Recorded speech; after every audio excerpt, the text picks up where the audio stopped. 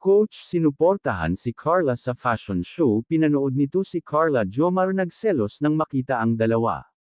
Bago ko ipagpatuloy ang maiksing reaction video na ito, hiling ko lang na patapusin ang panunood nito para malaman ang nilalaman nito, at kung bago ka pa lang sa munting channel na ito, paki-subscribe para lagi kang updated sa video ng mga kalingap. At pakisuportahan natin ang ama ng kalingap na si Val Santos Matubang, Ate Edna Vlog at si Kalingap Rab.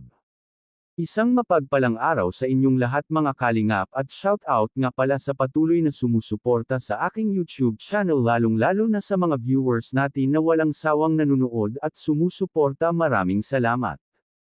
Nag-umpisa na nga ang fashion show. Lahat ng Kalingap Angels na may love team ay nakahanda na.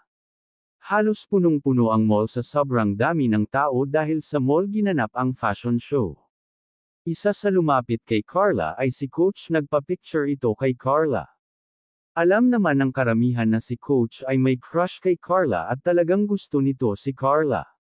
Inuutusan pa nga nito si Dara na hikayatin mag-gem si Carla para lang makita nito.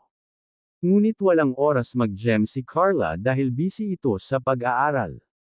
Pero sa totoo lang nagseselos talaga si Jomar kay Coach, pero nasa kay Carla na lang yan kung gusto rin niya si Coach dahil hindi natin hawak ang pag-iisip ni Carla.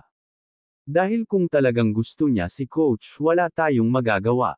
Maraming araw nagka-crush kay Carla sa fashion show dahil gandang-ganda ang mga tao kay Carla. Maraming ang lumalapit dito at nagpapapicture. Sa wakas nakita na rin ito ng may-ari ng ALM dahil nung nakaraan linggo ay gustong-gusto nito ma-meet si Carla ng personal.